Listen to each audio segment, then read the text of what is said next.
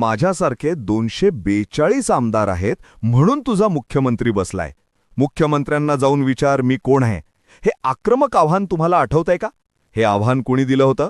तर खानापूर आटपाडीच्या शिवसेना एकनाथ शिंदे गटाचे आमदार सुहास बाबर यांनी थेट भाजपच्या बड्या नेत्यांना आव्हान देणाऱ्या या सुहास बाबर यांचं नुकत्याच झालेल्या जिल्हा परिषद आणि पंचायत समिती निवडणुकांमध्ये नक्की काय झालं, ज्या निवडणुकीसाठी संपूर्ण महाराष्ट्राने श्वास रोखून धरला होता.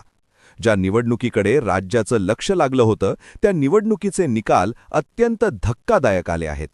सांगलीच्या खानापूर तालुक्यात 4 जिल्हा परिषद आणि 8 पंचायत समितीच्या जागांसाठी मतदान झालं होतं आणि या निकालांनी संपूर्ण राजकीय वर्तुळात आता खळबळून दिली आहे. या सर्वच्या सर्व 12 जागांवर आमदार सुहास बाबर यांनी भाजप आणि इतर सर्वच पक्षांचा अक्षरशः सुपडा साफ केलाय. खानापूर तालुक्यातील 4 जिल्हा परिषदा आणि 8 पंचायत समितीच्या निवडणुकांमध्ये आमदार सुहास बाबर यांनी एक हाती वर्चस्व मिळवलंय. पण नक्की हा विजय कसा मिळवला? सुहास बाबर यांचा राजकीय इतिहास नेमका काय आहे जाणून घेऊया या व्हिडिओच्या माध्यमातून. या विजयाची खरी कथा सुरू होते निवडणुकीच्या प्रचारापासून. खानापूर आटपाडीमध्ये महायुती असूनही शिवसेना एकनाथ शिंदे गट आणि भाजपमध्ये विस्तवहित जात नव्हता. भाजपच्या काही पदाधिकाऱ्यांनी आमदार सुहास बाबरांवरती वैयक्तिक टीका केली आणि तिथूनच या वादाला तोंड फुटलं. एका जाहीर सभेत आमदार सुहास बाबर यांचा संयम सुटला आणि त्यांनी थेट बॅटिंग सुरू केली. त्यांनी भर सभेत गर्जना केली की माझ्यासारखे 242 आमदार आहेत म्हणून तुझा मुख्यमंत्री बसलाय. मुख्यमंत्र्यांना जाऊन विचार मी कोण आहे. या विधानाने राज्याच्या राजकारणात भूकंप झाला. भाजपचे नेते मंत्री गिरीश महाजन यांनी यावर तीव्र संताप व्यक्त केला. महाजन म्हणाले होते की सुहास बाबर यांची ही पहिली टर्म आहे, ती शेवटची ठरू नये. गिरीश महाजन यांनी दिलेल्या या इशाऱ्याने राजकीय वातावरण इतकं तापलं होतं की विटा आणि आटपाडीच्या गल्लीबोळात याच्या चर्चा रंगल्या होत्या. गिरीश महाजन यांनी आमदार सुहास बाबर यांना लहान आहेत, नवीन आहेत, राजकारण समजून घ्यावे असा सल्ला दिला होता. मात्र सुहास बाबर यांनी हा अपमान न मानता त्याला आपली ताकद बनवलं आणि विरोधकांना त्यांच्याच भाषेत उत्तर देण्याची तयारी सुरू केली. पण आमदार सुहास बाबर तिथेच थांबले नाहीत. त्यांनी विट्यात बोलताना स्पष्टपणे सांगितलं की आज खानापूर तालुक्यात काँग्रेस, शरद पवारांची राष्ट्रवादी, अजित पवारांची राष्ट्रवादी, उद्धव ठाकरेंची शिवसेना आणि भाजप हे सर्व पक्ष मीच चालवतोय. मी दिसायला शांत असलो तरी कार्यक्रम करायला लागलो तर मी काय करू शकतो हे विटातल्या लोकांना चांगलंच माहितीये. हे केवळ विधान नव्हतं तर ही त्यांची ताकद होती. कारण आमदार सुहास बाबर यांच्या मागे त्यांचे वडिलांचा म्हणजेच लोकनेते स्वर्गीय अनिलराव बाबर यांचा प्रचंड मोठा वारसा आहे. अनिल बाबर हे खानापूर आटपाडी मतदारसंघातून तब्बल 4 वेळा आमदार म्हणून निवडून आले होते. 1990, 1999, 2014 आणि 2019 अशा 4 निवडणुकांमध्ये त्यांनी या मतदारसंघावर आपली पकड कायम ठेवली होती. तेंबू योजनेचे जनक आणि पाणीदार आमदार ही त्यांची ओळख आजही जनमानसात आहे. अनिल बाबर यांची जनतेशी अडसलेली नाळ इतकी घट्ट होती की त्यांच्या निधनानंतरची ही पहिली स्थानिक निवडणूक असल्याने संपूर्ण तालुक्यात एक भावनिक लाट होती. आमदार सुहास बाबर यांनी ही निवडणूक केवळ राजकीय लढाई म्हणून नाही तर आपल्या वडिलांच्या सन्मानाची लढाई म्हणून लढवली. त्यांनी आटपाडीच्या दुष्काळी भागापासून ते खानापूरच्या डोंगरी भागापर्यंत पोहोचले आणि मतदारांना आपल्या वडिलांनी केलेल्या विकास कामांची आठवण करून दिली. वडिलांच्या निधनानंतर 2024च्या विधानसभा निवडणुकीत आमदार सुहास बाबर यांनी पहिल्यांदा निवडणूक लढवली.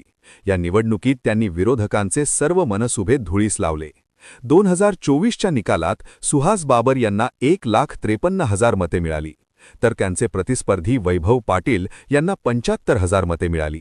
तब्बल 78,000 मतांच्या फरकाने सुहास बाबर आमदार झाले आणि वडिलांचा वारसा समर्थपणे पुढे नेला. आता पाहूयात नुकत्याच झालेल्या जिल्हा परिषद निवडणुकांचे चित्र. संपूर्ण सांगली जिल्ह्याचा विचार केला तर एकूण 61 जागांपैकी कोणत्याही एका पक्षाला स्पष्ट बहुमत मिळालेलं नाही.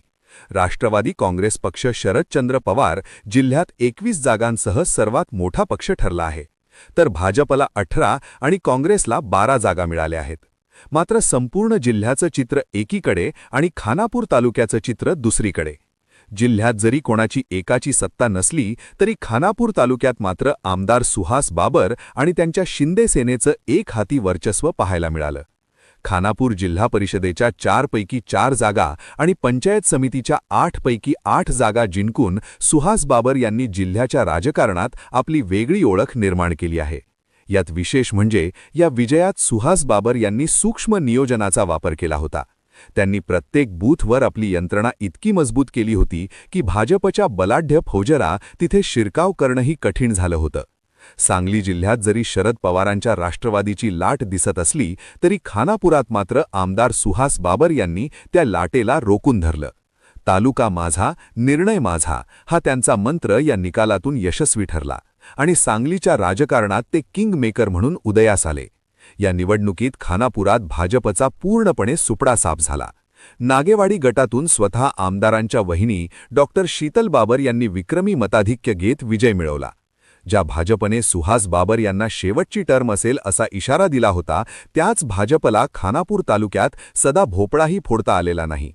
भाजपचे वैभव पाटील आणि आमदार गोपीचंद पडळकर यांसारख्या मातब्बर नेत्यांनी संपूर्ण ताकद लावूनही सुहास बाबर यांचा गड अभेद्य राहिला. गोपीचंद पडळकर यांनी आटपाडीच्या माथीत सभा घेऊन सुहास बाबर यांच्यावर हल्लाबोल केला होता, तर वैभव पाटील यांनी जुनी राजकीय समीकरणं जळवण्याचा प्रयत्न केला होता. पण आमदार सुहास बाबर यांनी या दोन्ही नेत्यांच्या रणनीतीला खिंडार पाडलं. कार्यकर्त्यांच्या फौजेला सोबत घेऊन त्यांनी ही निवडणूक अक्षरशः हायजॅक केली होती असं म्हटलं तर वावगं ठरणार नाही. विजयाचे आकडे स्पष्ट होताच आमदार सुहास बाबर यांनी विटा शहरात शड्डू ठोकून जल्लोष केला. आमदार सुहास बाबर यांचा तो व्हिडिओ सोशल मीडियावर तुफान व्हायरल झाला होता.